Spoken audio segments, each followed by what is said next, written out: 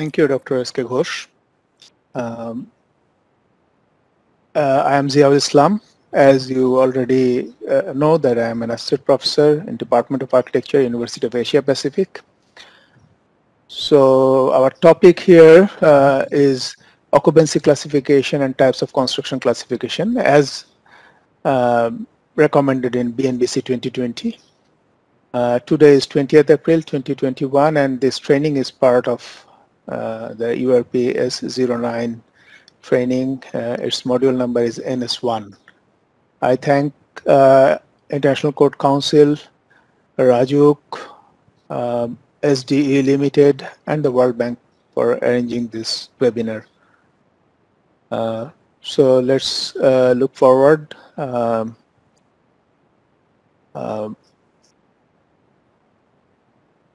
So today's presentation is subdivided into three segments of different timing. Segment 1 will be a bit shorter, so the early introductory segment it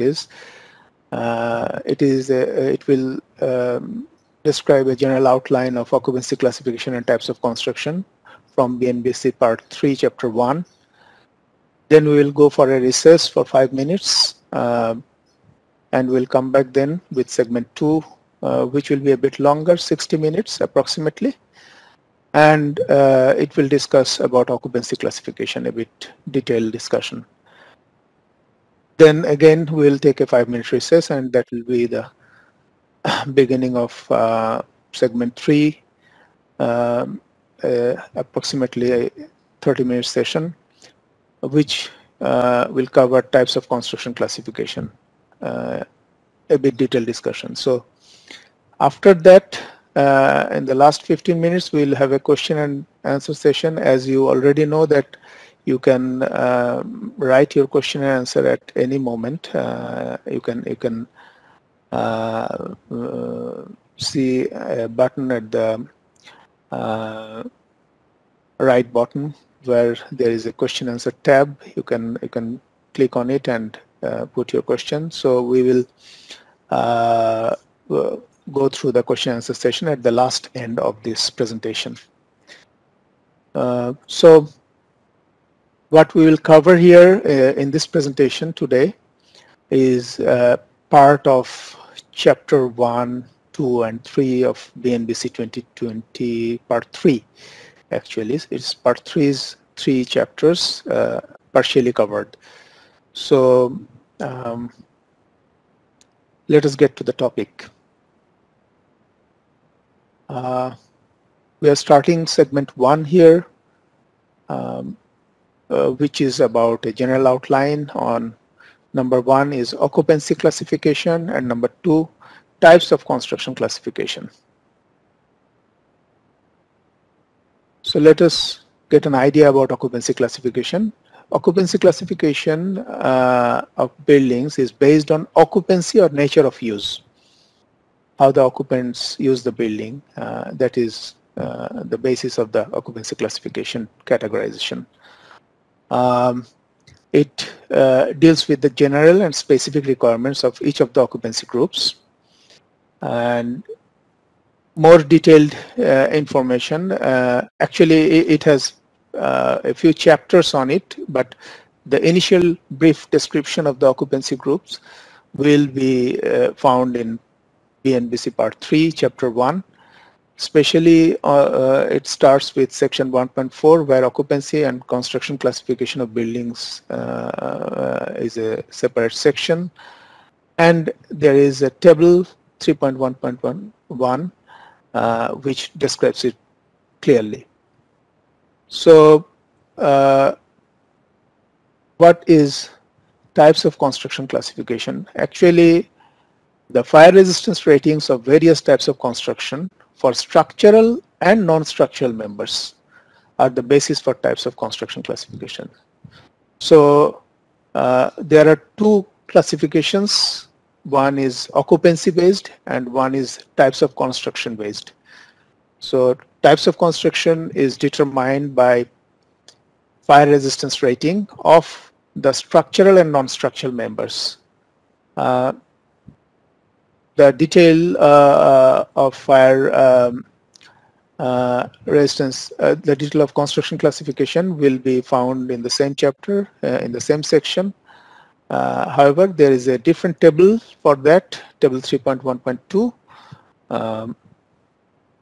We'll go through these tables so that we can have an idea about what these occupancies and construction classifications are.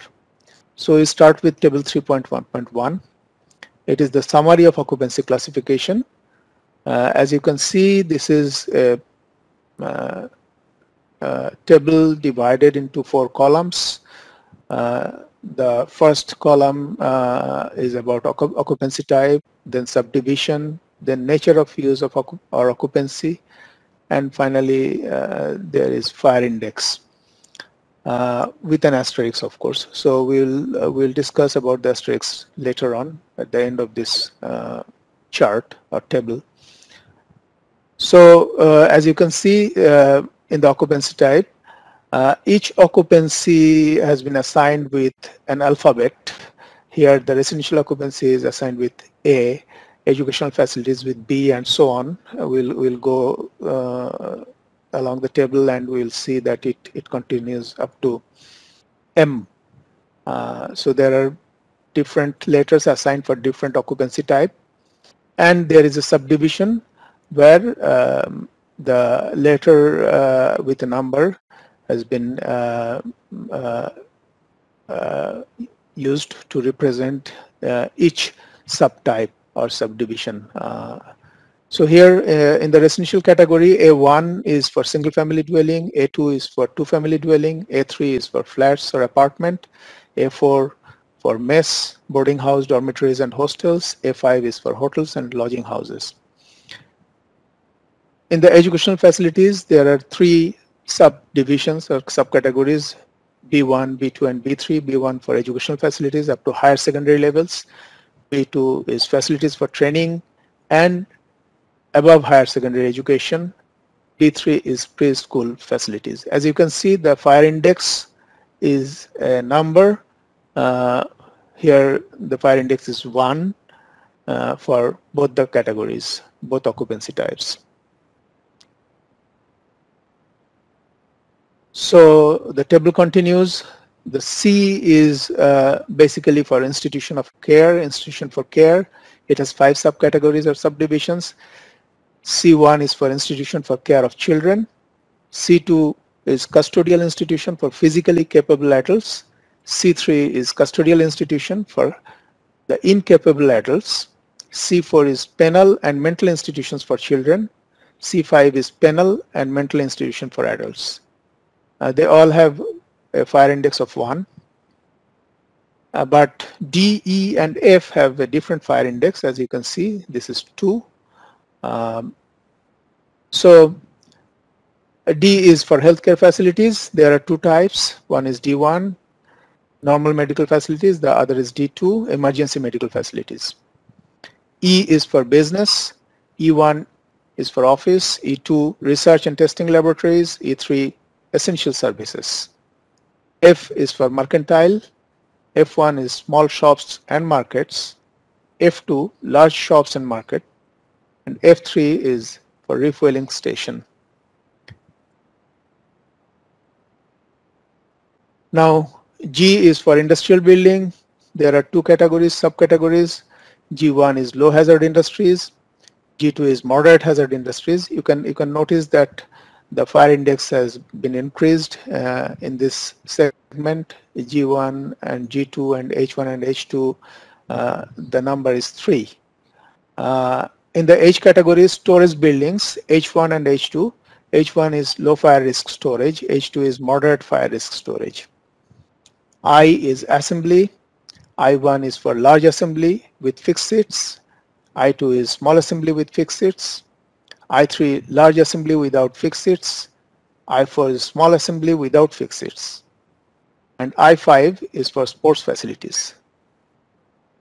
They are of fire index 1.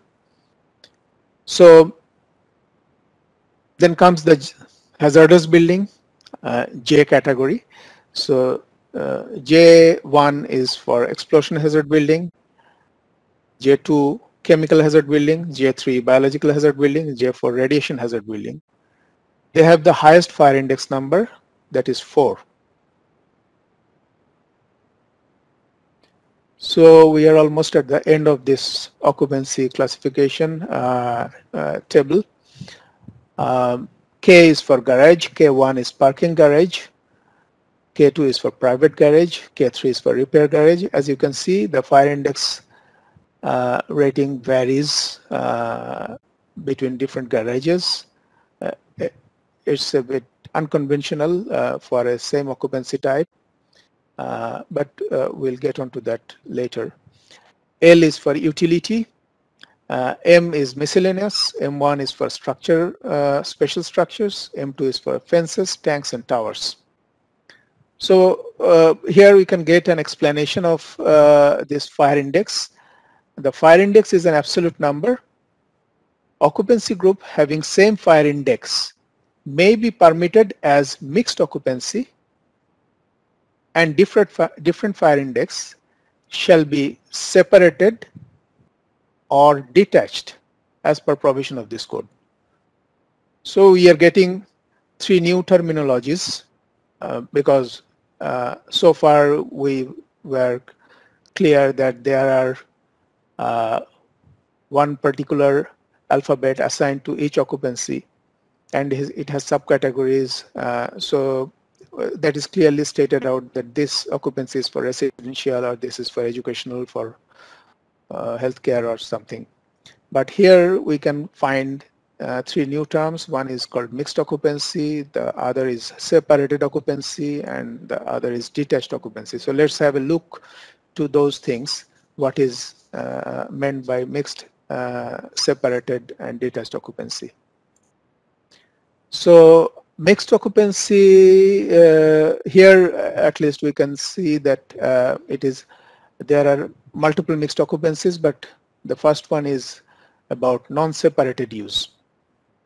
So there is a footnote of occupancy classification that the occupancies can be mixed and with certain guidelines, of course. So what are the guidelines? Here is one.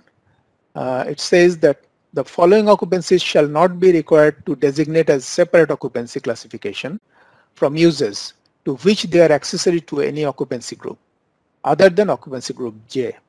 As we can see from the earlier chart that J is a hazardous occupancy, so J will be treated differently from the other occupancies, as you can see through the progression of this presentation. But for all other occupancies, the following 5 categories will not be required to designate as separate occupancy. They can be non-separated occupancies or non-separated use for the primary occupancy. So what are they? A is assembly rooms having a floor area not more than 75 square meter. B is the administrative and clerical offices and similar offices not exceeding 25% of the floor area of the major occupancy and not related to hazardous building as defined in occupancy J. C is administrative offices, gift shops, and other similar uses of occupancy A, provided the uses do not exceed 10% of the floor area of the major occupancy. And D is kitchen associated with dining area. E is carports having at least 2 sides entirely open associated with occupancy A. So these are mixed occupancies, non-separated use, of course. So they can be considered as part of the main occupancy, and we don't need to take any special measure to accommodate them. So here comes the separated occupancy. And as you can see, that separated occupancy also involves some construction measures. It's not only separated, it is also the construction that is also very important here. So separated occupancies and construction. It says that when two or more occupancies are accommodated in a building, each such occupancy shall be separated according to the provisions specified in section 2.3, chapter 2, part 3 and table 3.2.1. So we'll go into details of these tables and chapters and sections later on. So we can have an idea from this statement that there are options for mixing two or more occupancies in the same building, but it has a condition that there will be some separation requirements, and that is mentioned in a particular section and table of this part of BNBC. When two or more types of constructions used within a building, the entire building shall be subject to the most restrictive construction type and shall comply with far restrictions as per provision of this code. So it is about construction, not about occupancies. The second para is about type of constructions. So if we mix two types of or multiple types of constructions together, the most restrictive construction types shall be the shall dictate and dominate, and we have to comply with that, and the far corresponding to those type of construction will be allotted to that particular development. So this is the second part, but the third para says that, however, if the occupancies within the different type of constructions are completely separated by construction that meet the fire resistance rating requirement of fire separation list in table 3.2.1 of chapter 1 part 3, then each occupancy so separated may for the purpose of the code be considered as separate building sections. So in a case when the occupancies are different and the constructions for each occupancy is different, construction type is different. So if they are separated according to table 3.2.1, they can be considered as separate building section. That is one kind of mixed occupancy that can be done in the same building. So separate, they can be considered as also the separate buildings if necessary.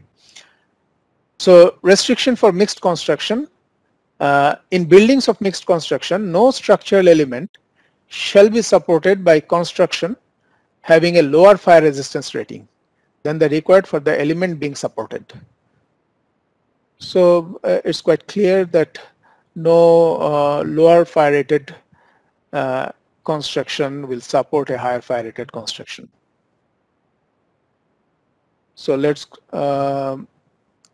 look at this table 3.2.1, which is referred in the above slide. What is it about? So it is about barrier walls and floors and ceiling assemblies and their fire resistance rating requirement, because they will separate two occupancies or two type of constructions from each other. So they are known as barrier walls or barrier floor and ceiling assemblies, and the fire resistance rating requirement is according to this chart, will be according to this chart. So this chart has as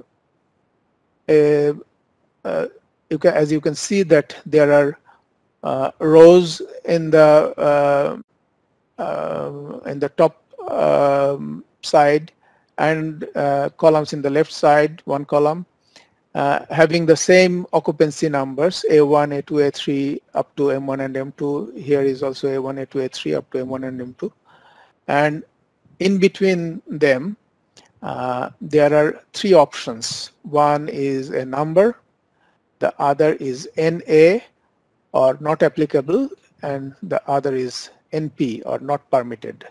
So when you get an NP in a situation which corresponds to the in the chart with other occupancies, you can understand that this particular type of construction is not permitted. But when you get a number somewhere that it is 3, say for example for E3 and B2, so it is permitted, but you will have a 3-hour separation for barrier walls and floors and ceiling assemblies. So this is the chart that allow us to make mixed occupancies with separation. So this is a separated occupancies chart. So here is detached occupancy, the last type of occupancy mixture, where a building separated by distance in the same plot to accommodate different type of occupancies shall be determined as detached occupancy. So here we are separating by distance. We are not separating by material or fire resistance requirement of material or construction materials. We are just separating different building blocks through distance, and that will ensure the fire safety. But it can be done within the same plot as it happens in many complexes or campuses. So how will it be done? Actually, the separation distance is determined on the basis of two criteria. One is on the basis of difference of occupancies, and the other is on the basis of difference in height.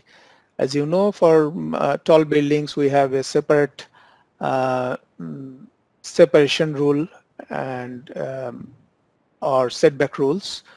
But for occupancies, we also have separate setback and separation rules. So if it happens that two buildings side by side within a same plot are of different occupancies, so we can make two buildings. We can imagine an imaginary line in between, and from that we can see the fire separation distance. As in occupancy 1, it is D1 for occupancy 1, and for occupancy 2 it is a different fire separation distance, it is D2. So the overall separation distance between these two occupancies are D1 and D2, D1 plus D2, a combined distance. So this is how the separation distance will be measured for detached occupancies. And for buildings of different height, the separation distance will also be different, and it will be determined by the height of the building then. Here, I think one point should be mentioned. There are two terminologies. One is separation distance, and the other one is setback. So they may be same or they may be different. The setback requirement may be different. The separation distance may be different sometimes, but most of the times they are same. However, if that happens, that the setback and the separation distance are not same, then the separation distance will govern. So that is what required for a detached occupancy. So now let us go to the classification of buildings based on types of construction. As you can see that there are construction group, construction type, and the description. Two construction groups are there. One is non-combustible, group 1. The other is combustible, group 2. The names are self-explanatory, so we can understand that group 1 contains construction with materials which are non-combustible, and group 2 contains construction with materials which are combustible. So group 1 is subdivided in 5 construction type. Type 1A is 4-hour protected, 1B is 3-hour protected, 1C 2-hour, 1D 1 hour, and 1E is unprotected, but it is also made of non-combustible construction. In group 2, type 2A is heavy timber construction, 2B is protected wood joist construction, 2C is unprotected wood joist construction, 2D is protected wooden frame construction, 2E is unprotected wood frame construction. So one of the applicabilities, there will be much more, but one of the main applicabilities of these two types of classification is while issuing a development permit by the authority, say in our case maybe RAJUK or CDA or KDA or RDA, they shall clearly mention both the permitted occupancy and the construction type, not the permitted occupancy only or the construction type only. A development permit must contain both the classifications in accordance to table 3.11 and 3.12. So what happens to any building which is already in use, and sometimes it happens that we want to change the use. So the rule says that there is we need permission to do that, because without prior permission from the authorities, no change shall be made in the number 1 type of occupancy or use of any building that would place it in a different occupancy group, and number 2 in a different subdivision or same in the same occupancy group. So say for example we have a house for residential category, say for A1 category, and we have decided to rent it out for some commercial purpose. We can't do that. So we cannot change type of occupancy. At the same time, even we cannot convert it into a hostel or dormitory because it will send it into a different subdivision of the same occupancy group. That is also not allowed without the prior permission of the authority. We are almost at the end of this session. Just a quick go through of certain terminologies, because these terminologies will be coming again and again in our presentation, and we need to have a clear idea about these terminologies to understand this occupancy based classification and the construction based classification. So there will be one is barrier. A barrier is a wall or a partition or a floor slab or a ceiling within a building which confines and protects flow of smoke and fire from the exposed side of the barrier.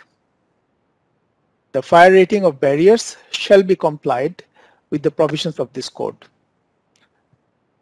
Then comes the control area. This is also related to the barrier. Control area is a space or a room within a building enclosed by barriers with the fire rated walls, floor and ceiling, where the quantity of hazardous material shall not exceed the maximum allowable quantity per control area for storing, displaying, handling, dispensing and using as per provisions of this code.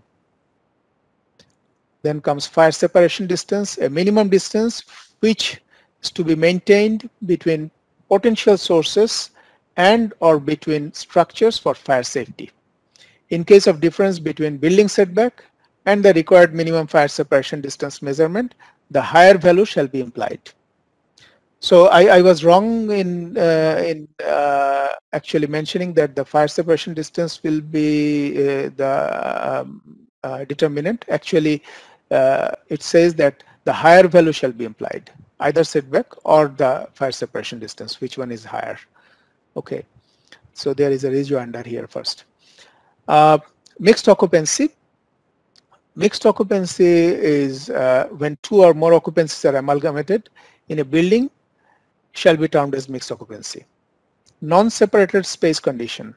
Walls and partitions between compartments, rooms, spaces and areas within a building or part of a building which are not separated by an approved fire-rated barrier, walls or partitions shall be designated as non-separated use space condition or effective undivided single space.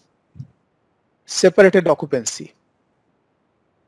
A building or a portion thereof separated by barriers with wall or ceiling slab that into two or more parts to accommodate different types of occupancies in different parts. Separated space condition. Rooms, spaces or areas within a building when separated by approved barrier walls. Separation wall. This is a peripheral wall of a building or a building which shall be divided into two or more, or a common wall between two buildings to control spreading of fire as per provision of this code. Structural frame. All members or elements such as columns, girders, beams, trusses, spandrels, which forms a frame and have direct connections with bearing and transferring as an integral and essential element for the stability of a building or structure as a whole.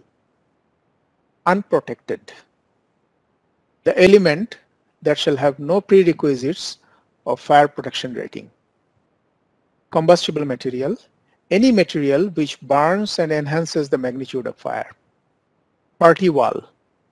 A fire-resistant rated wall where openings are protected, which is constructed from the ground level and continued up to at least 1 meter above the roof of a building to restrict the spread of a fire. So these are the relevant terminologies, and as you can see that the whole thing is focused on resisting the risk of fire and ensuring the safety of life and the property. So maybe there are some repetition, but these are the important terminologies that we need to know. So tables and figures which are relevant to this presentation, this particular presentation today. We already have covered at least 3 tables. The first 3, one is about occupancy classification, the other one is about classification of buildings and type of constructions. The third one is about the fire resistance rating requirement for barrier walls and floor and ceiling assemblies. But there are other relevant tables that will be needed, and we will discuss it on later, but these are the tables we need to consult.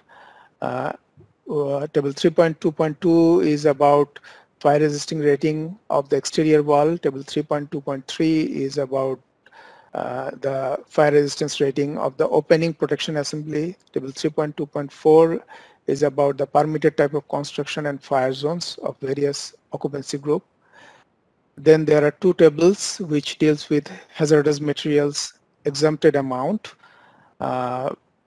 And finally there is a table 3.2.6. It is an A to Z list of occupancy classification. So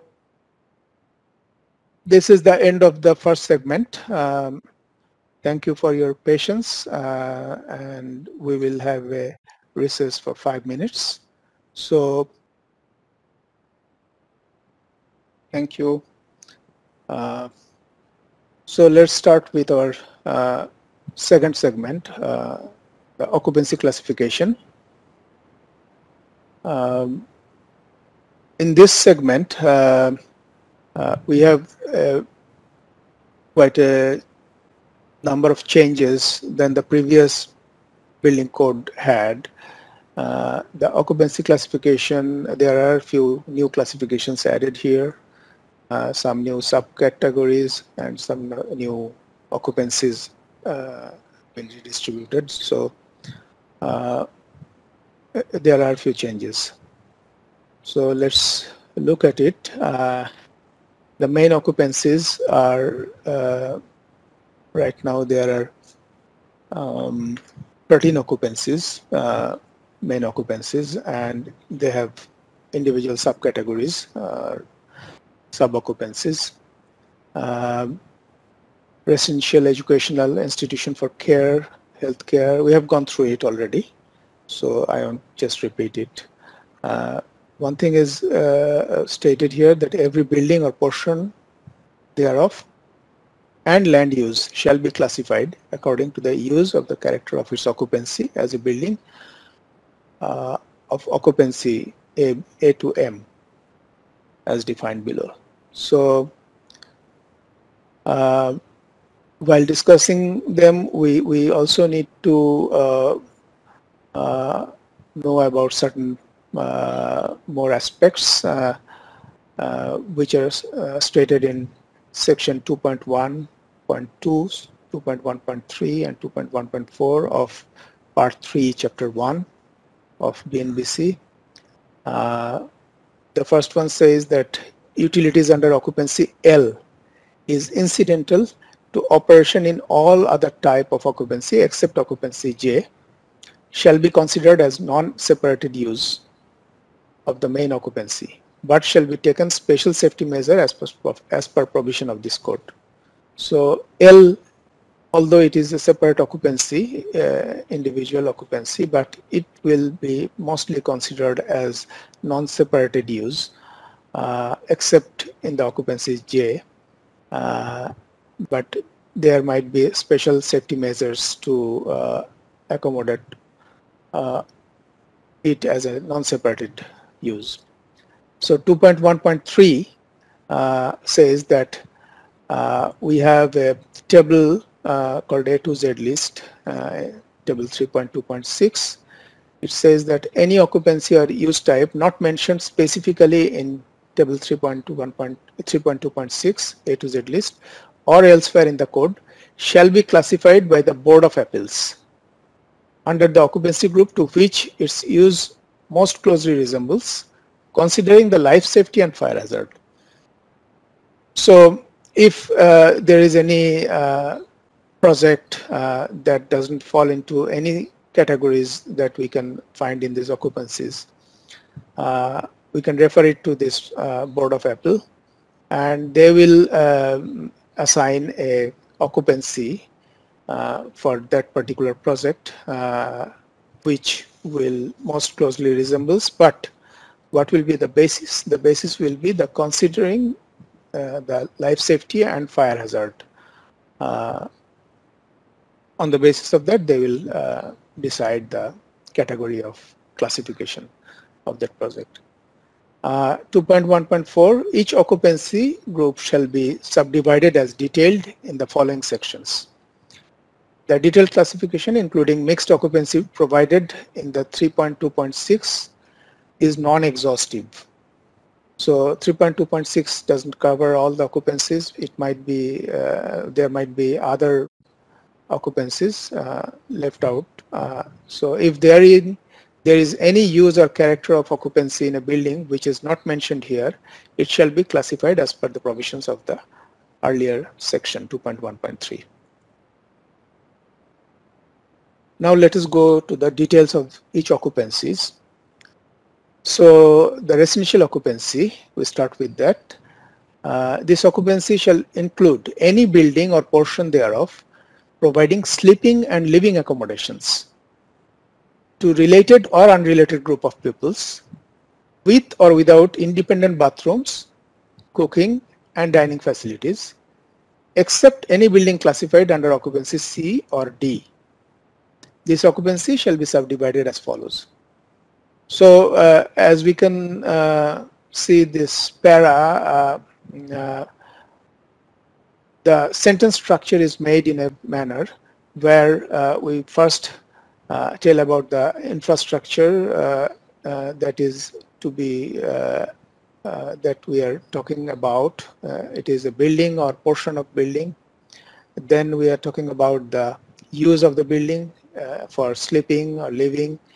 Then we are talking about the user group. What are they? Are they related or unrelated? Then we are also talking about the infrastructure facilities, and we are also talking about the exclusion, which will not be excluded in this category, and that is all. So this sentence structure will be repetitively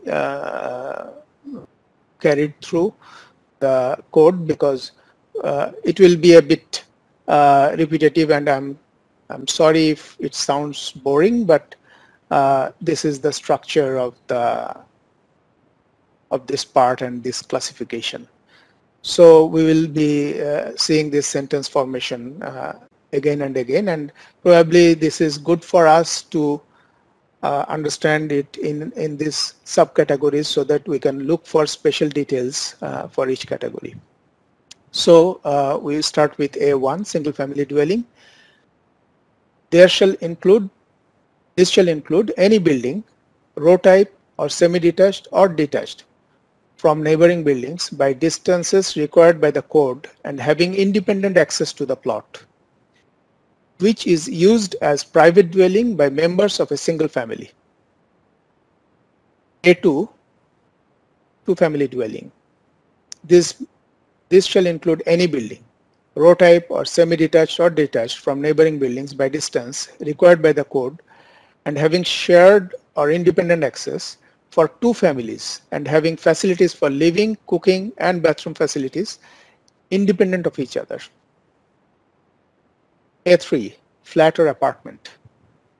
This shall include any building or portion thereof which is provided for more than two families, having facilities for living, cooking and bathroom facilities independent of each other.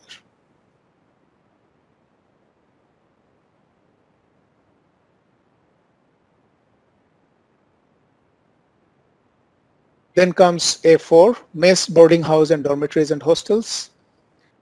This shall include any building or portion thereof in which sleeping, living accommodations and bathrooms are provided for groups of related or unrelated persons, with or without common dining facilities, and with common cooking under single management control, or with individual or group cooking facilities.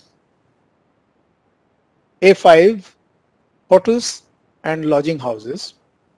This shall include any building, a portion thereof or group of buildings under single management in which sleeping, living accommodation and bathroom facilities are provided, with or without dining facilities, but without cooking facilities for adult individuals, is provided for hire on transient or permanent basis.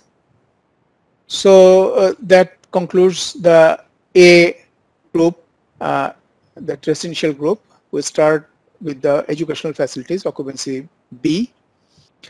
This occupancy type shall include any building or portion thereof in which education, training and care are provided to children or adults. This occupancy shall be subdivided as follows. B1, educational facilities up to higher secondary level.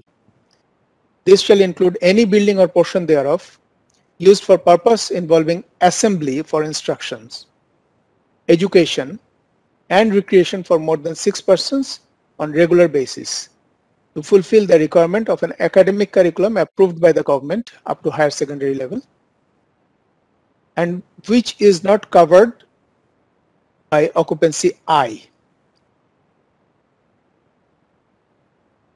Then B2, facilities for training and for above secondary level. This shall include any building or portion thereof used for purpose involving assembly for instruction, education, training and recreation for more than 6 persons and which is not covered by the occupancy I and B1. B3 is for preschool facilities. This shall include any building or portion thereof used for purpose involving care, recreation, and education for children more than 6 in number who have not yet reached the age to attend the school. Then comes the institution for care, occupancy C. Buildings classified under this occupancy shall include those used for purpose of institutional care of the occupants, such as detention for correctional or penal purposes, medical or nursing care for persons suffering from illness or infirmity due to mental condition, or accommodation of children or minor where the personal liberty of the inmate is restricted. These buildings shall ordinarily provide accommodation for sleeping, dining, and other provisions approved by the authority for the occupants. This occupancy shall be subdivided as follows. So, institution for care of children, C1. This shall include any building or portion thereof or group of buildings under single management used as an institution for the full-time care of children or minor, each providing accommodation for sleeping, dining, and other provisions approved by the authority for more than 6 children. C2 is custodial institution for physically capable adults. This shall include any building or portion thereof or group of buildings under single management used for purpose of full-time care and custody of adult or mentally disabled persons, but physically capable of responding to emergency.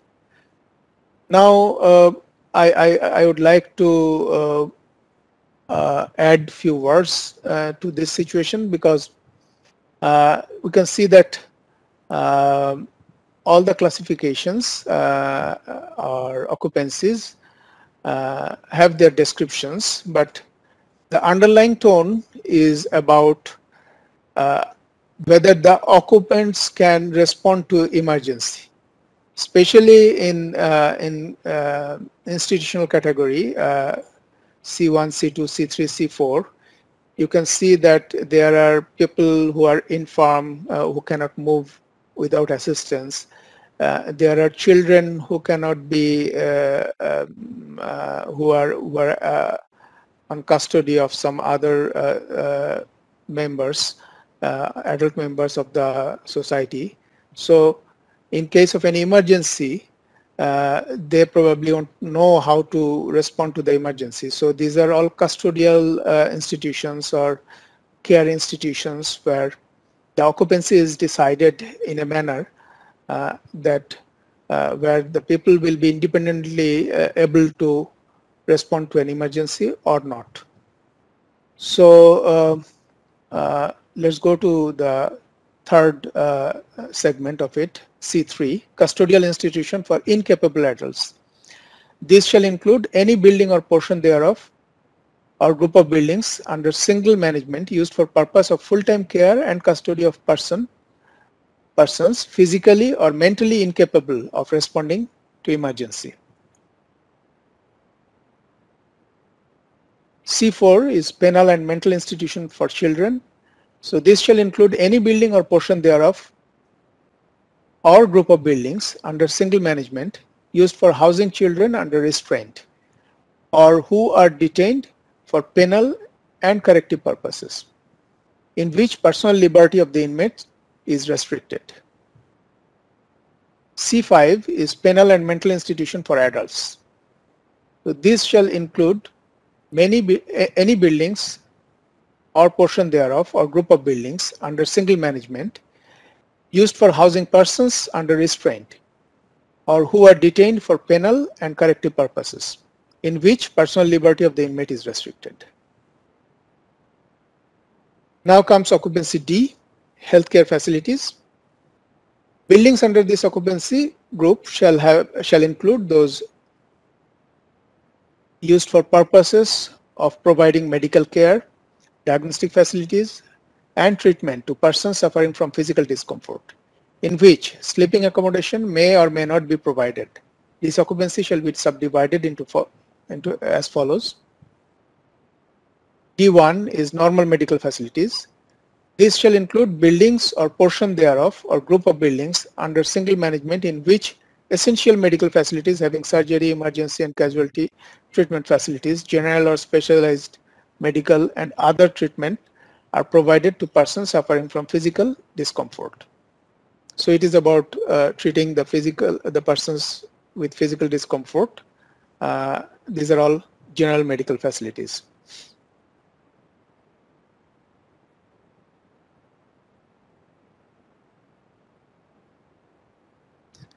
The D2 category, emergency medical facilities, it describes that this shall include any building or portion thereof used for purposes of providing essential medical services, having surgery, emergency, casualty treatment facilities, general or specialized medical or other treatment is provided to persons suffering from physical discomfort. Up to this point, it resembles like D1, but there are some exceptions that made it a different subcategory. This type shall be equipped and designated to handle post-disaster emergency. By construction, it is required to remain operational during and after disaster, built as a part of disaster preparedness program. So D2 is a special facility which needs to be operational in post-disaster situation, or it will be part of disaster preparedness program. So occupancy E is for business. This shall include any building or portion thereof which is used for business transaction other than mercantile. This occupancy shall be subdivided as follows. Office E1. This shall include any building or part thereof which is used for paperwork, documentation, only display of samples of products but not for direct sale, maintaining accounts and records for administrative or consulting services, banking or activities for business purposes, and professional training. So that is category E1.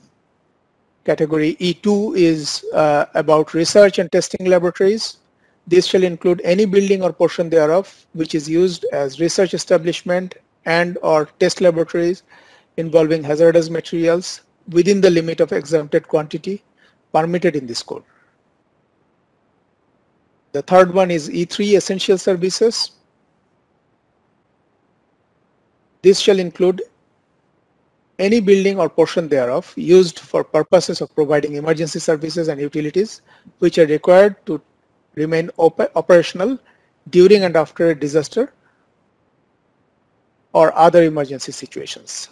So these are essential services, a different category, newly introduced. It was not part of the earlier BNBC. So we'll go to the mercantile occupancy. It is F.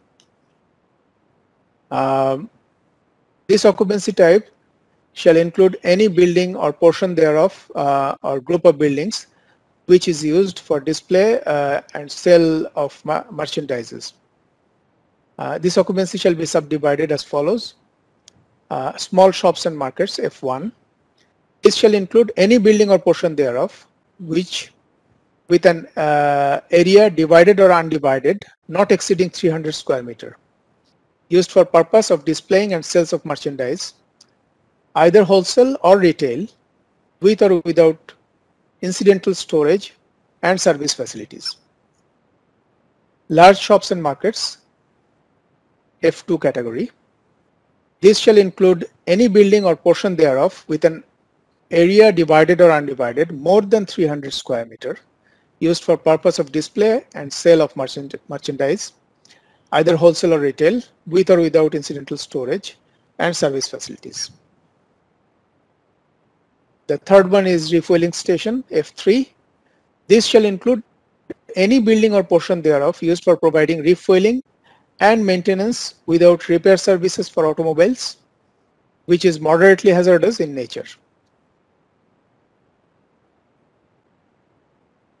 So we are getting into difficult occupancies, not in a sense that it is something different from other occupancies, but in a sense that which requires much more protection and care in terms of fire safety and other safeties. So here we start with occupancy G, industrial building. Buildings under this occupancy shall be subdivided on the basis of hazard potential of the contents and the process of the industry.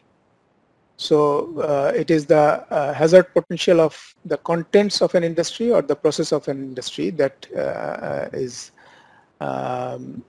that determines this category or subcategory. The hazard shall generally mean the relative danger of the start of fire and the rapidity of its spread, the danger of smoke and gases generated that pose a potential threat to the safety of the occupants of the building. Unless areas with different degree of hazard are effectively segregated and separated in accordance with the provisions of this code, the most hazardous area in a building shall govern its classification. So there is an indication how it can be made safe. We need to separate and segregate hazardous areas, and in that way we can make the building safe. Otherwise, the most hazardous area of the building shall govern its classification. This occupancy shall also include facilities for public utility services at the producer or distributor's end and deals with generation and distribution of utility facilities. Any such building or portion thereof which is not using hazardous material quantified and categorized in occupancy group J shall be subdivided as follows. Low hazard industry G1. This shall include any industrial building in which contents are of such low combustibility and the process conducted therein are of such low hazardous nature that danger of self-ignition and self-propagation of fire is non-existent. The only danger being an onset of fire from external sources with the resulting danger to life and property. So it is a relatively safer low hazard industry. G2 is about moderate hazard industry. This shall include any industrial building in which contents are moderately combustible and the industrial process conducted therein are liable to give rise to a fire which will spread this moderate rapidity, giving off considerable smoke.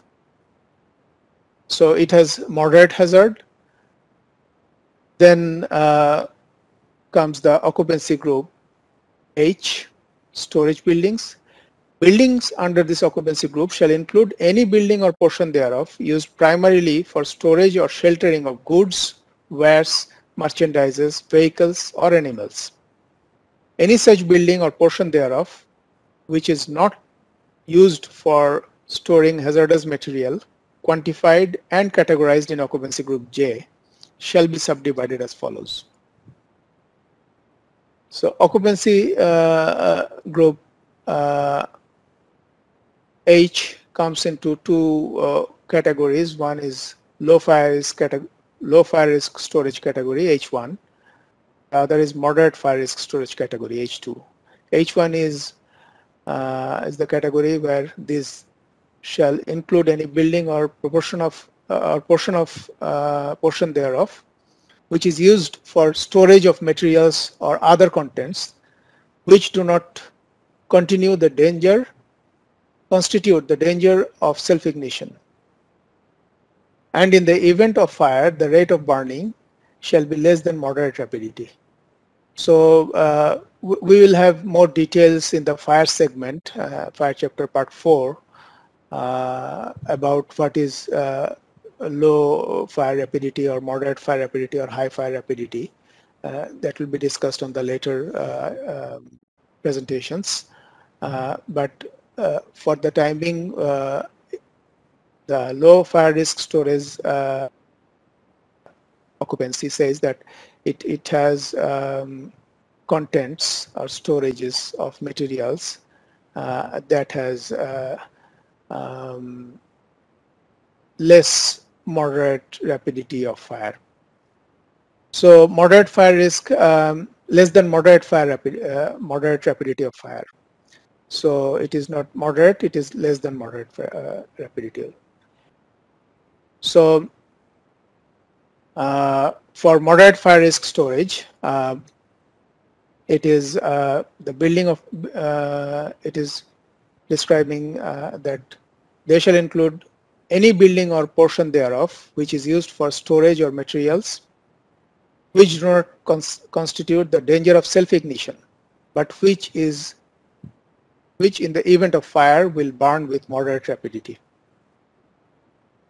Items which shall be deemed to render a building hazardous are specified in section 2.14.3 along with exempted amount for each item. So we have new references about section 2.14.3 and the new terminology that an exempted item is there. So there are two tables containing a list of exempted items, table 3.2.5a and 3.2.5b, which deals with exempted amount of hazardous material. The basic idea of this table is about stating a limit of storage. As you can see in the fourth column, there is a storage limit. The storage can be of two types. It can be a closed system storage or it can be an open system storage. So closed system storage and open system storage are two systems. If it is remain open, the storage safety margin is compromised, and so the storage quantity reduced considerably. But if you can compartmentalize it and use a closed system, you can increase the storage limit. So that is the basic idea of this chart or table. And there are different types of materials which are flammable, combustible, combination of flammable gases, liquid, flammable, combustible fibers, and there are many others. So for each, there is a class or state describing it into its class. Actually, it is more about its fire spread capacity, and that determines the storage limit. So if we can use control area for the storage of these elements according to this chart, we can create a safer environment for hazardous materials. So this is the continuation of the same chart. There are oxidizing gases, pyrophoric material, detonable, there are explosive materials. So the chart covers all sort of hazardous materials. There are some other types of hazardous materials that can pose threat to your health hazard. So here, the same thing is here. They can be corrosive, highly toxic, or toxic. So in a single storage situation, a closed system can accommodate up to this quantity safely. The open system can be different here. So that determines the basic guidelines of occupancy H, the hazardous occupancy. So we will go for assembly occupancy I. Building under this occupancy group shall include any building or portion thereof in which groups of people congregate or assemble for recreation, amusement, social, religious, political, cultural, travel, and similar purposes. This occupancy shall be subdivided as follows.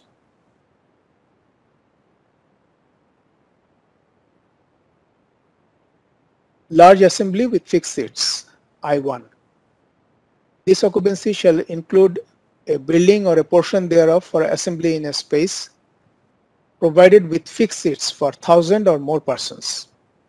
Assembly buildings under this subdivision may be for theatrical, operatic performance or cinema projection, having or not a raised stage, proscenium curtain, scenery loft or projection screen, lighting equipment, projection booth, and necessary theatrical and mechanical equipment.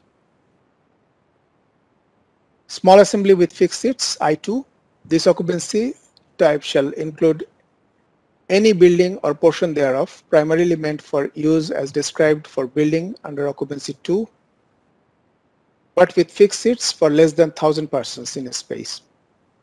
These assembly buildings may or may not be provided with a legitimate technical stage, theatrical stage, or related accessories or equipment.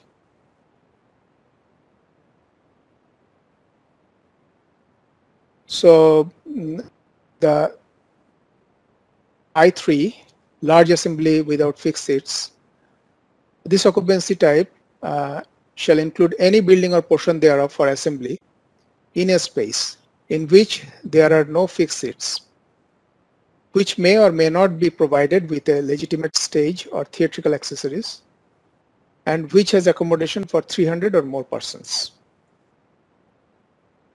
I4, small assembly without fixed seats. This occupancy shall include any building or portion thereof primarily intended for use as described in occupancy I3, but with accommodation for less than 300 persons in a space. I5, sports facilities. This occupancy type shall include any building or portion thereof meant for assembly of spectators for recreational and amusement purpose, mainly related to sports. So we start the new category, occupancy J, hazardous building. Any building or portion thereof used as storage, industrial, research, and other facilities dealing with hazardous material in excess of exempted quantity defined in table 3.2.5 or any microbiological facilities shall be categorized in this occupancy group. So the same industry or storage building or research and other facilities can be categorized in a different category if they deal with the hazardous material within the exempted quantity in a different category. But if they have excess of exempted quantity with them, then they will be considered as hazardous buildings. Definition of hazard and the amount of such material which shall be deemed to render building hazardous are set forth in section 214.3. This occupancy shall subdivide as follows. Explosion hazard building, J1. This shall include any building or portion thereof which is used for storage, handling, processing, or manufacturing of explosive materials and products that have explosion hazard.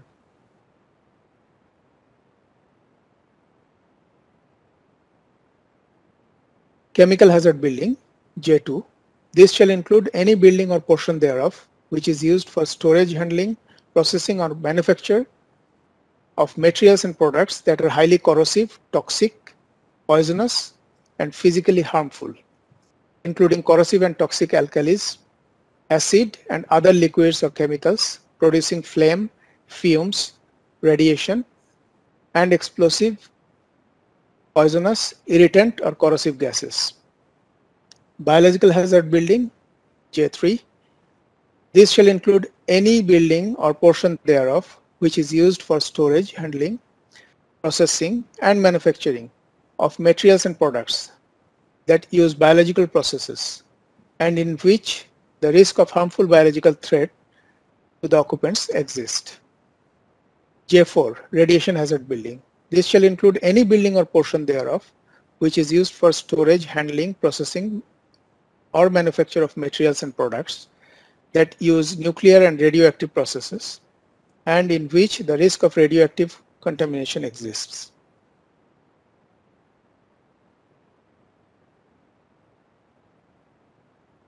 Occupancy K, garage. These occupancy types shall include any building or portion thereof used one or more vehicles having containers of flammable liquid or compressed gas or carrying power or combination of any of these as a supply source of self-propelling are kept for use, sale, rental purpose, storage, repair, exhibition, and all those floors of a building or portion thereof in which such vehicles are not separated by suitable cutoffs to prevent fire spreading. Parking garage K1.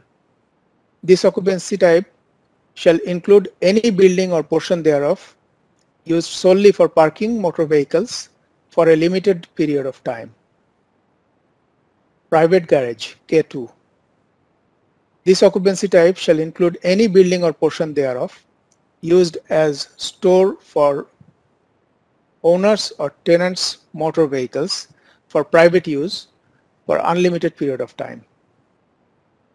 Repair garage and showrooms. This occupancy type shall include any building or portion thereof wherein repair of electrical or mechanical system or denting or painting works of body is performed on any type of vehicles and include associated floor spaces used as office, showrooms, incidental store, and car parking.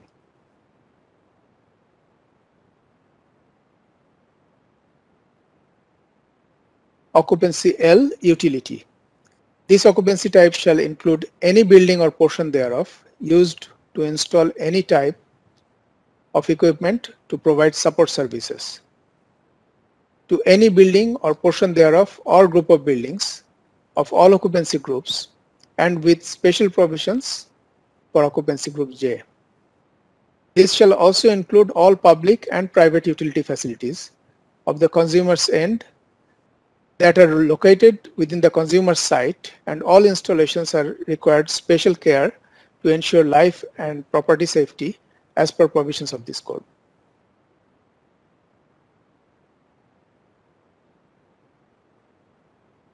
Occupancy definition for miscellaneous. This is the last category we have.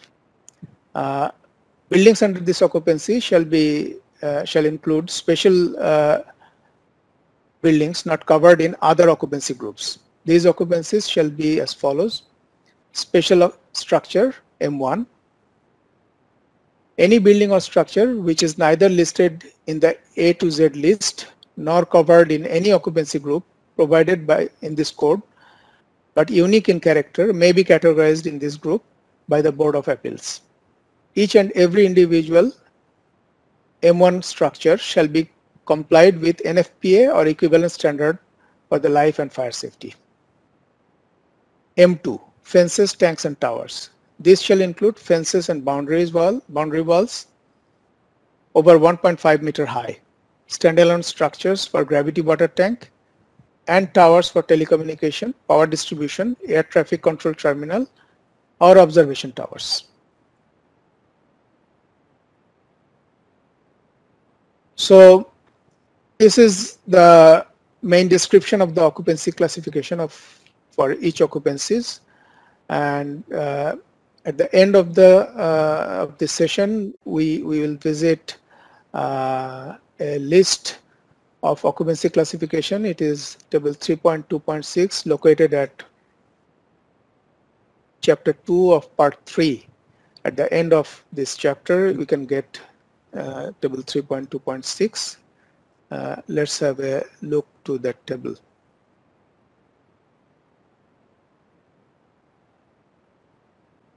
So here is table 3.2.6 A to Z list. As you can, if you can go through it, you can see that it is there are alphabetical orders of different uses. At the right end is the occupancy class or subclass, and there is a brief description in between. So it is a large content where many occupancies are covered. Our day-to-day users mostly are covered here, but there might be some occupancies which are left out. So they have clear indication in the main occupancy group, and if not, then it must be referred to Board of Appeals, and they can tell us about what occupancy they should be. So this is quite a long list containing many occupancy classifications, and their categories or subcategories. So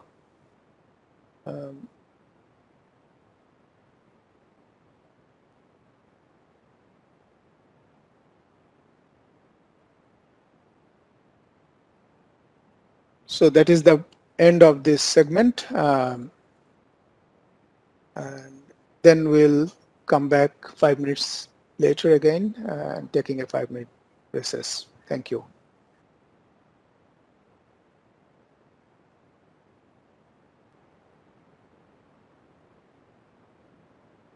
Okay, we can start again. Thank you.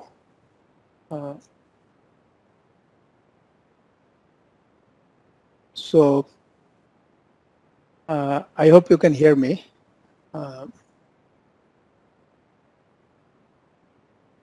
Let's start with segment 3. Okay. So segment 3 is about classification of building construction types based on fire restrictions.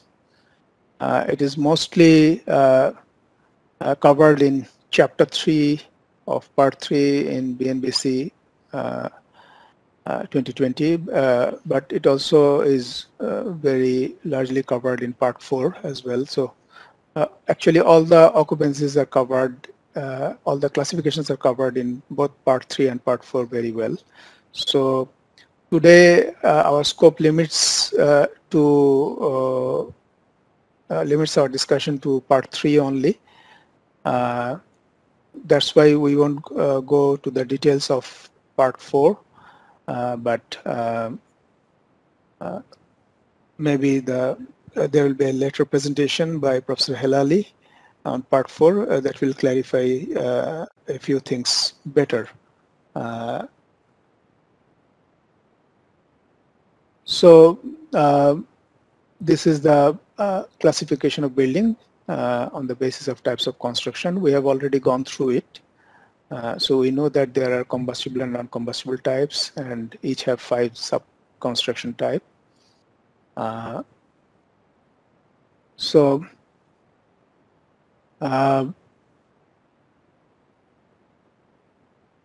the code states that no building or portion thereof shall be designated a given construction type unless it fully conforms to the minimum requirement for that construction type. So this term fully conforms is very important. It cannot conform partially. So any construction type must be, any building must have the same construction type to conform it to the code all along. So when a type of construction is utilized which is superior than the type of construction required by this code, say for an example, if the code asks for a type 2A construction, and maybe there is a previous development which already has a type 2A construction, but the new construction is intended to be done in type 1A construction. It is like this case: when a type of construction is utilized which is superior than the type of construction required by this code, there shall be no requirement to upgrade the rest of the construction to comply to that higher type of construction. And the designated construction type shall be that of a lesser classification, unless all of the requirement of the higher classification are met. So although we are using a higher classification construction here partly, but it will be credited to the lower classification construction because of the presence of that segment in the construction. So, but it covers the requirement because the code requires maybe a type 2 construction. So that's fine with the authority. They can approve it. They can always approve the higher type of construction, but cannot accredit for that unless the whole structure is converted into a higher type construction. So the fire resistance ratings of various types of construction for structural and non-structural members are specified in table 3.3.1a and b. We'll go through these tables. For hazardous occupancies involving an exceptionally high degree of fire risk or an exceptionally high concentration of combustible or flammable content, the authority may increase the requirement of table 3.3.1a. Buildings having a height of more than 33 meters shall be constructed with non-combustible materials. The fire resistance ratings of various building components shall conform to ASTM standards. So these are basic introductory information on this construction classification. Now we are coming to the definitions. What is non-combustible construction? Building or portion thereof in non-combustible construction group 1 are those in which walls, exitways, shafts, structural members, floors and roofs are constructed of non-combustible material and assemblies having fire resistance ratings specified in table 3.3.1a. The non-combustible group consists of construction type 1A, 1B, 1C, 1D and 1E. So construction type 1A, this construction type includes buildings in which the bearing walls and other major structural elements are generally of 4-hour fire resistance rating. Accordingly, type 1B is for 3-hour fire resistance rating. Type 1C is for 2-hour fire resistance rating. Type 1D is for 1-hour fire resistance rating. And type 1E is no fire resistance rating. So type 1E is a type that includes building in which bearing walls and other major structural elements generally have no fire resistance rating.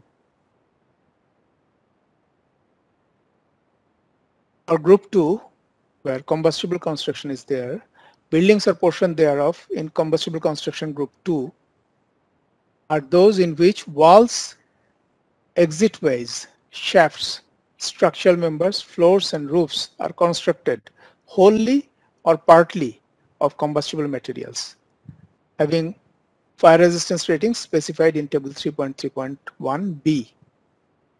The non-combustible group consists of construction type 2A, 2B, 2C, 2D and 2E. Construction type 2A. This construction type includes heavy timber construction in which fire resistance is attained by A, limiting the minimum size of wood structural members and the minimum thickness and composition of wood floors and roofs. So the size of wooden members used in the structure, in the floor and roof is of importance here, and there is a specified dimension for them to ensure the safety. B is avoiding concealed spaces under floors and roofs, or by providing fire stopping protection for these spaces. So that is another measure for further safety, fire protection. C is using fastening, construction details, and adhesive for structural members as required by this chapter and part 4. D is the minimum dimension for framing members shall be prescribed in this chapter and part 4, except that members are protected to provide a fire resistance rating of at least 1 hour need not comply with this requirement. So this is the construction type 2A. For 2B construction type, this construction type includes buildings and portion thereof in which exterior walls, firewalls, exitways, and shaft enclosures are of non-combustible materials, having the required fire resistance ratings. And the floors, roofs, and interior framing are wholly or partly of wood of smaller dimensions than required for type 2 construction, and are of other combustible or non-combustible materials having the required fire resistance rating.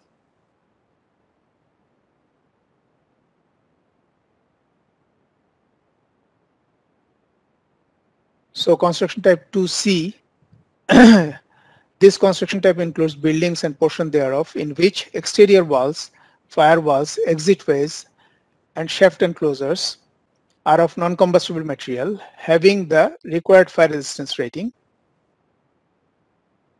B, the floors, roofs, and interior framing are wholly or partly of wood of smaller dimension than required for type 2A construction and are of other combustible or non-combustible materials having no required fire resistance rating. So as you can see from these three construction types, that two features are more important. One is the how the walls are constructed and the floors and roofs are constructed, and they can be partially protected or not. So that determines the classification type. Construction type 2D. This construction type includes buildings and portion thereof in which exterior walls, bearing walls, floors, roofs, and interior framings are generally of wood or other combustible materials, having the required fire resistance ratings. So these are four construction types. The final one, type 2E, this type of construction of buildings, this type includes buildings and portion thereof in which the exterior walls are generally of wood or other combustible materials having the required fire resistance ratings, and in which bearing walls, floors, roofs, and interior framings are of wood or other combustible materials, generally having no fire resistance ratings. So this is the last construction type, 2E.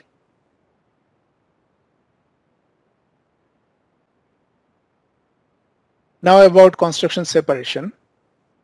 This separation also will include occupancy, not only construction. When two or more occupancies accommodated in a building, each such occupancy shall be separated according to the provisions specified in section 2.3, chapter 2, part 3, table 3.2.1. We have already gone through it, that step chart or table separated by hours.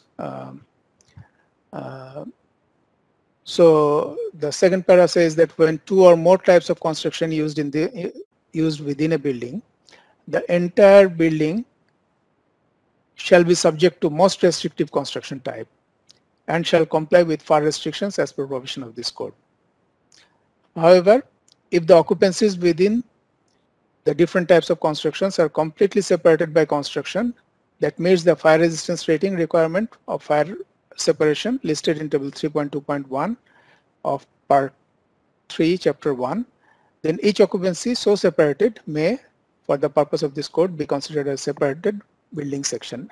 We have already covered it in our first segment of discussion, but this is a reminder of the separation of constructions. So for separation of construction elements and fire rating, we have table 3.3.1a and table 3.3.1b. 1a is for non-combustible group, construction group 1. As you can see that there are, at the first column, there is fire separation distance of the exterior wall.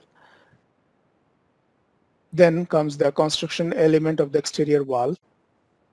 And then for different types of construction, it is rating in hours and the status of exterior opening on the exterior wall.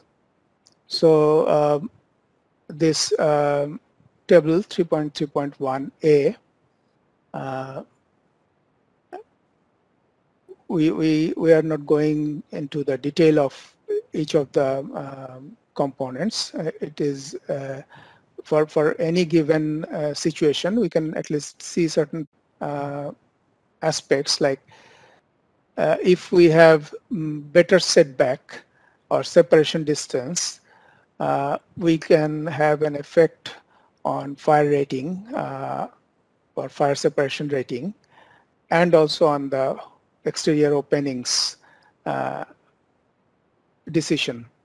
So for lesser separation, we have higher fire rating and no permission for exterior opening, but for better setback and separations, we have opening criterias suited to this course as per provision of this course code, and relatively relaxed fire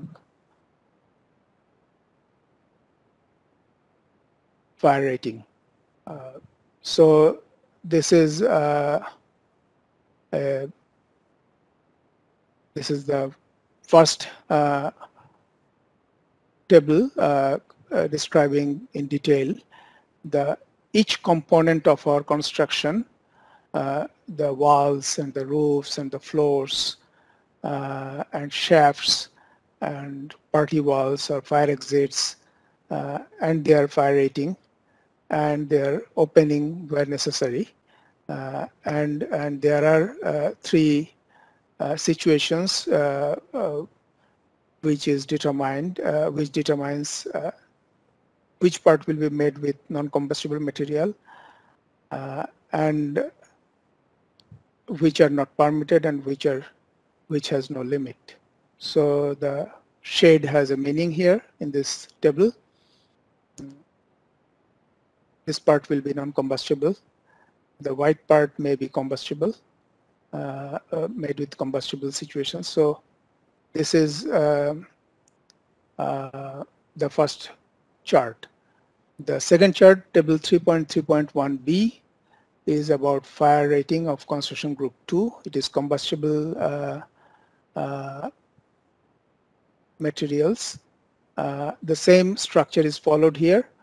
The left one is about the fire separation distance, and then the construction element of the exterior wall, and later there are floors and roofs, specification for floors and roofs, and there are other segments of the structure like access corridor, fire separation wall and party wall, shafts, and recommendation for those things. So one important thing about these two charts, or two tables, is that there is a very long footnote for each of the chart, for both charts actually, at the end of the charts. The footnote contains detailed variations and exceptions for individual groups. If we can go through the charts, we can see that in a situation, say for this particular area, there is a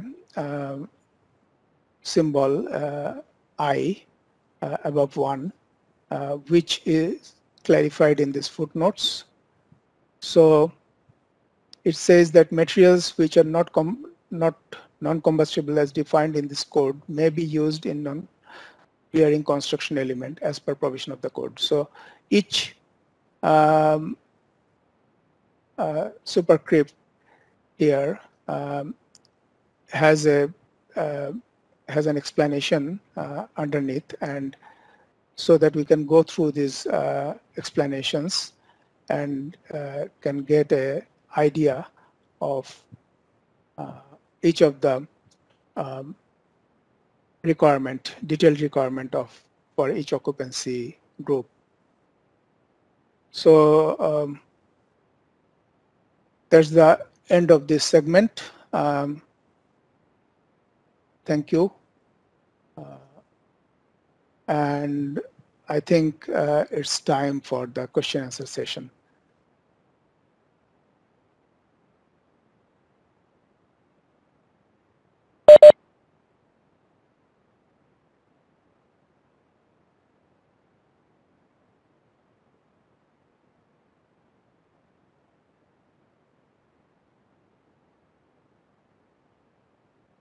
Okay, so I'm stopping my screen share.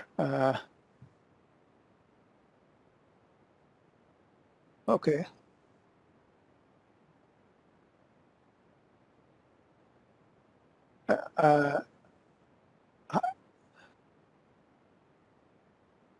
Okay. But how can I follow the questions here?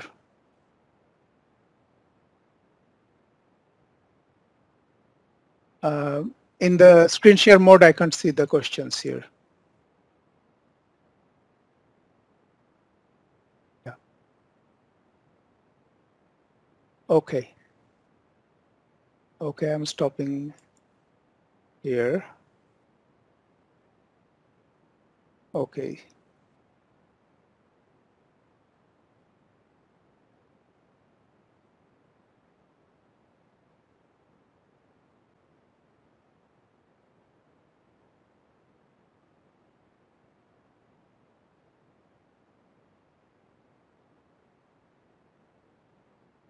Yeah, I can see the questions. So the first question asked by Fatima, it was, what do you mean by fire index?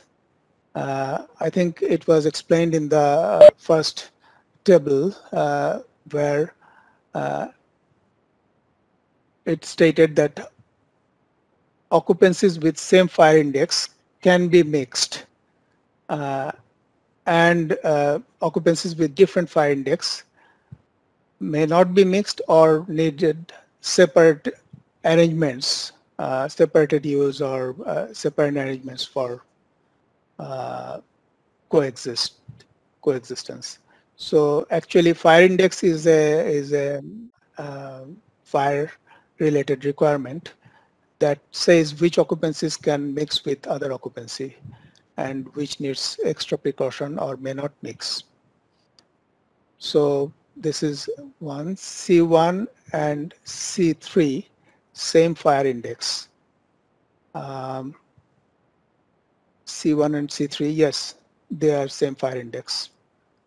What do you mean by separated and non-separated use?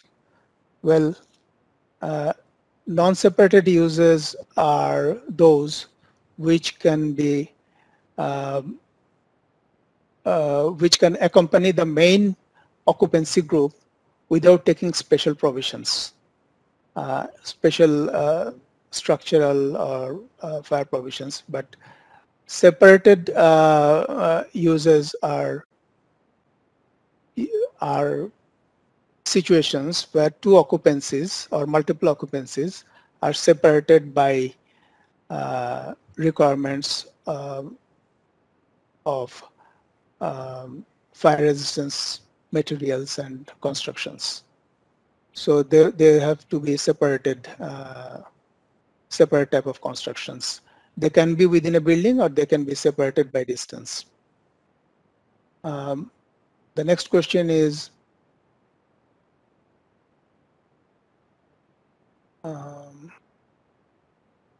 what is the distance for separated occupancies? Well, it is defined in part 3. There are separation distances for each of the occupancies, but we haven't covered it here. It varies from occupancies to occupancies. Actually, it varies not only from occupancies, it also varies according to the building typologies. As you can see that there were options for row houses, semi-detached houses, detached houses. So there are situations where the separation distance is not there. Buildings are sharing their walls with the neighbors. So when that kind of situation appears, then the rules of party wall applies. Fire barriers comes in. So it varies from situation to situation. So there is no any fixed distance to separate occupancies. What value should we use to determine fire separation distance? Probably it is the same question asked before. So I think I have answered it. Please explain again party wall. Okay. So let's go back to my presentation.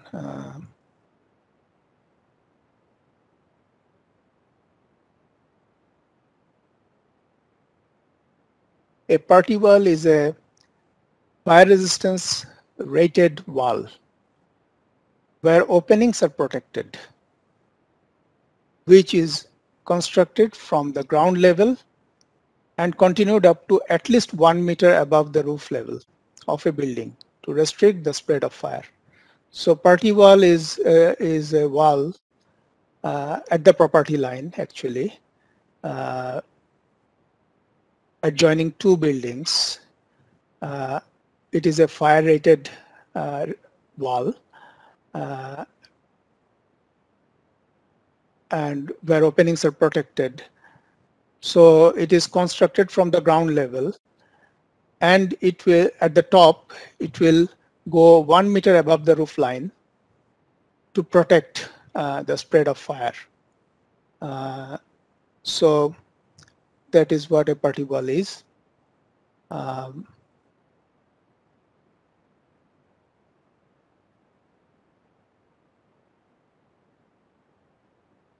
Please provide us the material for this lecture. I think it will be provided.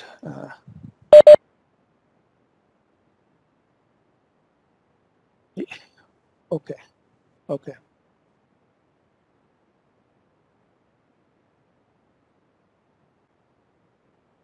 Yeah. Okay.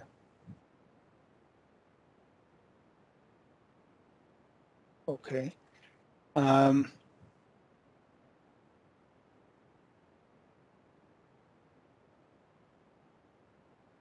How the fire index is classified, why it is necessary for the roof of a industrial single story shed to be fire rated. Well, I think this is a question better asked in the part 4 chapter, where they single-handedly deal with fire issues. The basic idea of fire index is, in this part at least, is about two things. One is about creating zones in the city. It is a kind of planning guideline that high risk um, building components cannot be located in anywhere in the city. So this fire index, the idea of fire index is introduced so that the zones can be separated. For hazardous buildings, we can locate a separate zone, and it can be they can all group together there. So that is one thing. The other thing is also that we can understand that this particular occupancy classification has a relatively higher risk of fire than the other one. So if we mix two occupancies, what precautions we should take? So that is the basic idea of fire index. So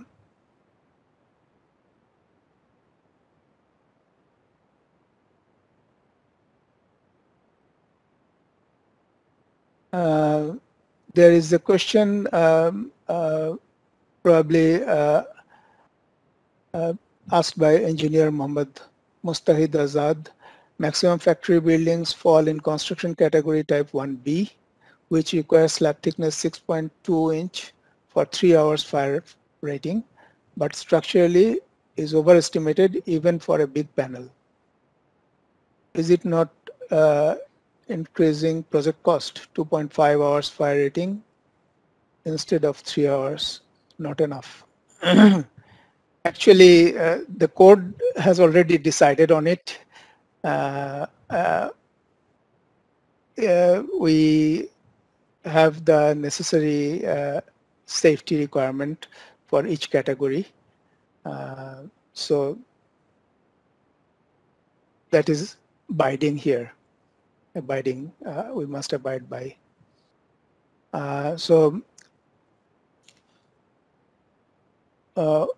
Will burn with moderate rapidity means. Okay, I think I can just clarify the idea, but the detail will come into the fire or part 4 lectures. The idea of fire spread is that if a fire generates at some point, how quickly it spreads outward or in the surrounding. So if there are materials that helps to spread rapidly, very rapidly, or moderately rapidly, or very slowly. The same fire can spread in a very fast manner and occupy the whole floor, or depending upon the material, it may be isolated and may not spread. So the whole idea of this moderate rapidity or less than moderate rapidity is about that fire spread reduction, fire spread control actually. So that is what is meant by moderate rapidity. Why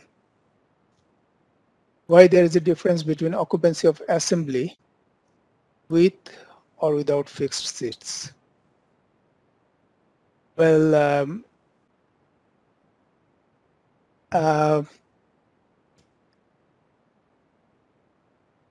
actually, think about two situations. One is an auditorium or a cinema hall where we have fixed seats and say 500 persons accommodating in the same hall, and think of a, say, mosque where we don't have any fixed seats. It is an open floor with same amount of persons. In case of fire, which one will be safer or easier to evacuate from?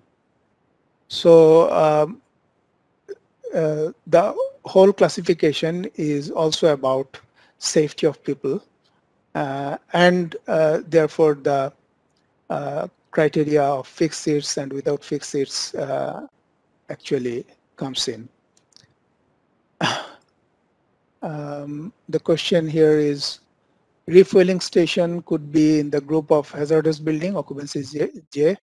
I think refueling station should be in group J1, explosive in nature, or J2, material composition. Being explosive in nature, why refueling station is categorized in F3? Please explain. Okay.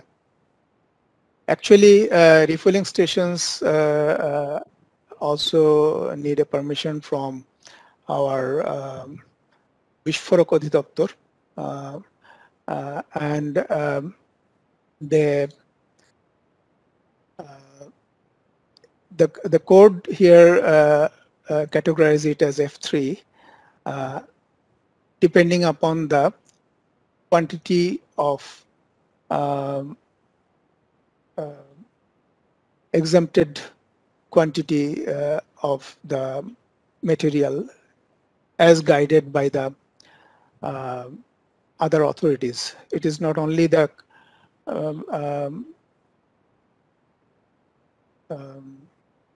the code specifies the exempted quantity. If it is within this limit, it will be definitely in this category, and if it is not, as per guideline of the code, if it complies with the quantity, it will be F3. If it's not, then it will go to the hazardous category, of course.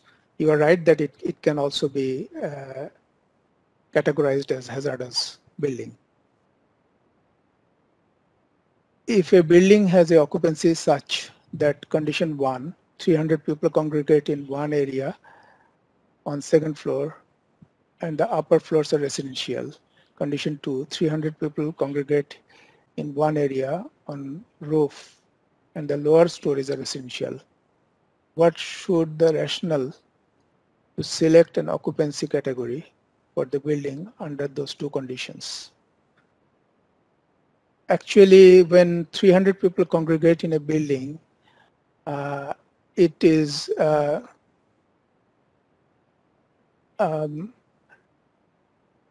think it is an assembly, so it is already a mixed-use building. And if it is a mixed-use building and a residential, if it is a assembly category I building and category A residential building in combined in a same facility, so it will need fire separations and adequate separations for as per recommendation of this code. I don't know whether I have if I am clear or not on this question, but it seems that there are two types of occupancies you are trying to mix. One is residential, the other is assembly. So they will be considered as mixed occupancy with separation, of course, or separate occupancies. Why bearing walls have more rating than non-bearing walls? Well, bearing walls are the main elements that transfer the loads of the building, of the structure, and it is needed for safety of the property and the occupants that the bearing wall lasts long in an emergency situation, in a fire situation. So bearing walls need to be rated more than non-bearing walls. Non-bearing walls can be partition walls with other materials, but bearing walls need to be a well-rated material which resists fire for much longer time. Does any special consideration for fire rating designing steel structure? Well, I think your question will be answered in part 4 discussion. Better answered will be better answered there. We are not going through this detail here. So from now on, it is necessary to mention that fire rating of buildings on drawings, element-wise. Okay, it is up to the authority because they will indicate the development permit. They will ask for a particular type of construction and a particular occupancy for a particular project. It is up to their format what they will require or not, but it is on the professionals' responsibility, and it was as always that we abide by the code and we draw and specify and construct buildings according to the code. So if we want to make some construction on a site from a drawing board, probably we need to specify material specifications, probably where fire rating is also one of the elements in the drawing board. So I think it is somewhere it will be directly or indirectly included. What is the importance of occupancy category in seismic of structure? Well,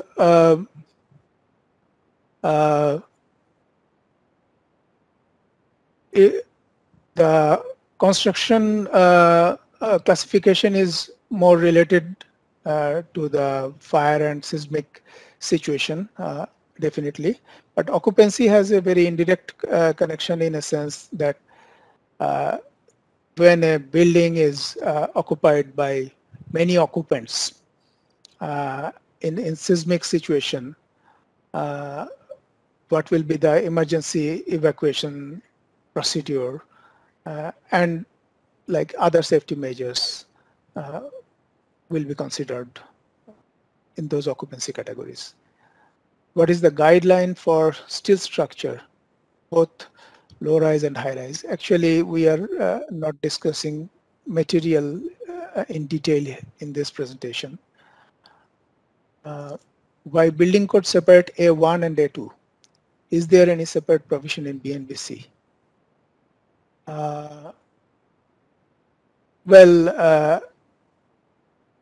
This is a common typology, quite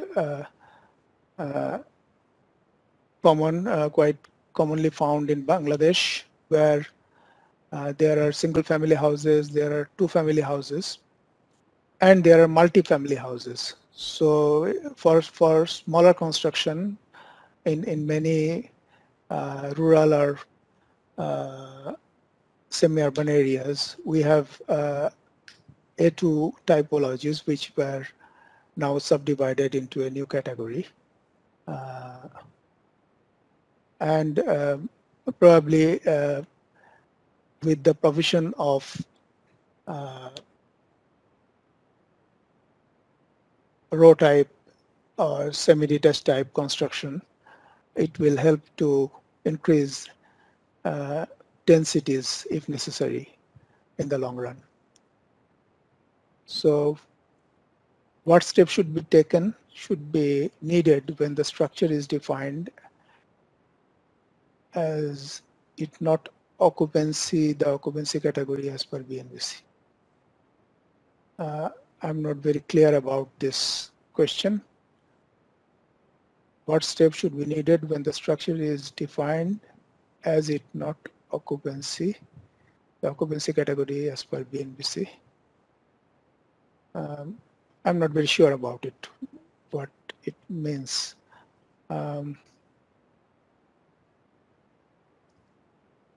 If fulfill the all code, project cost will be high. Therefore, what is way of cost minimize?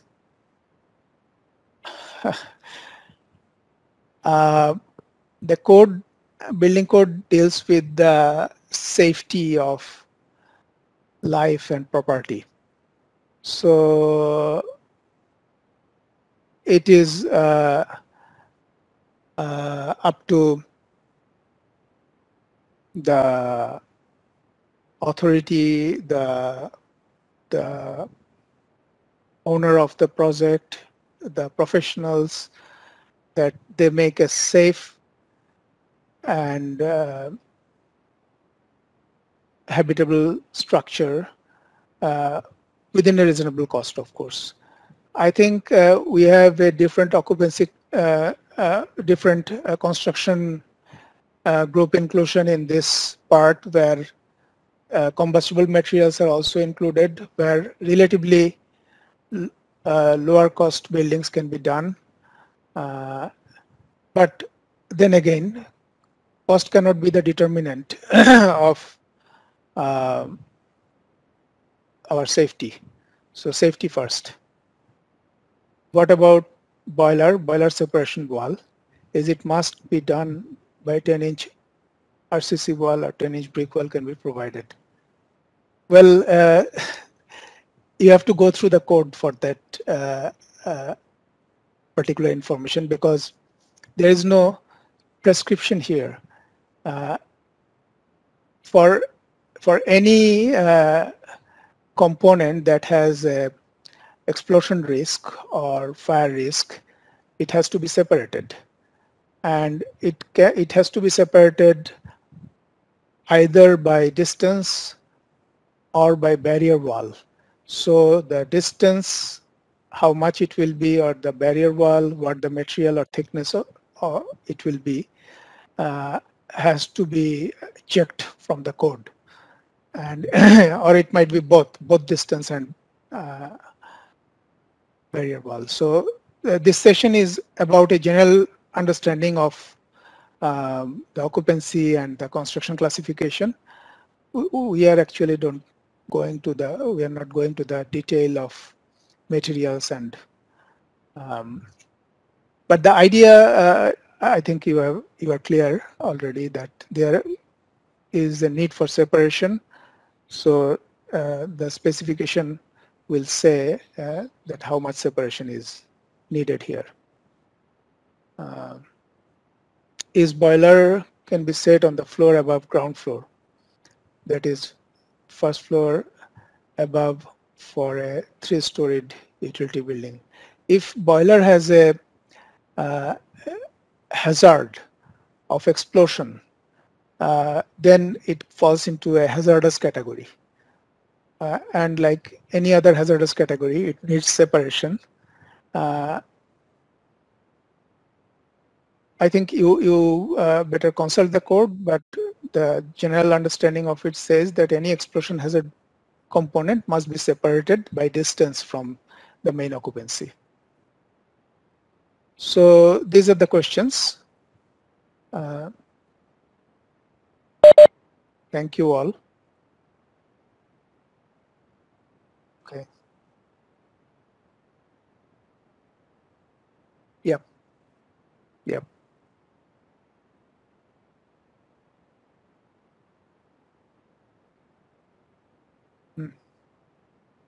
From Abdul Rahim. You can rephrase. You can rephrase. Yep.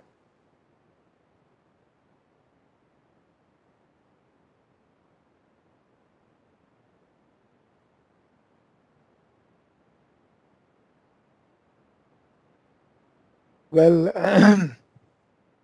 there are 2 more questions. One is about mixed occupancy, non-separated use. I think I have explained it again, but yeah.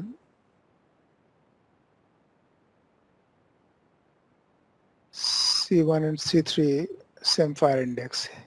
Yes, they are.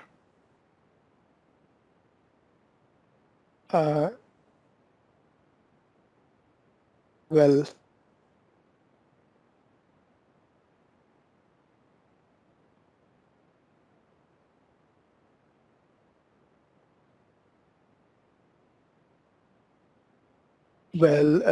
let me answer the question of C1 and C3 first.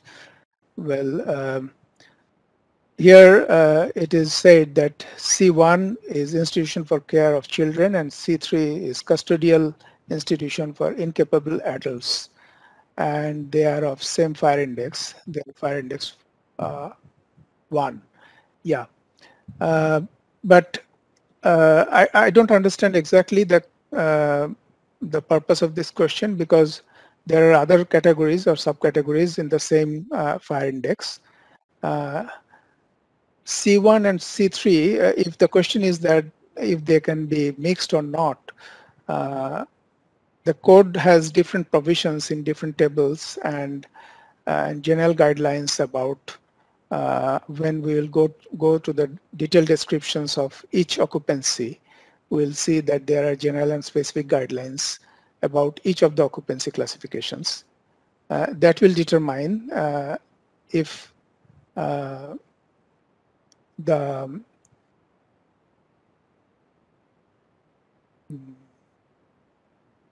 they can be mixed or not. So I think if you are asking about the whether they can be mixed or not, that will need further investigation. But basically, the information we have given, there is a table that determine the separation hours between them, describes if they can be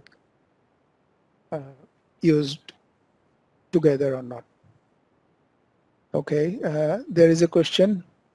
My query is why code separate A1 and A2 in BNBC? In full BNBC, there are no separate provisions for A1 and A2, I think according to the occupancy category. Okay. I think this is done in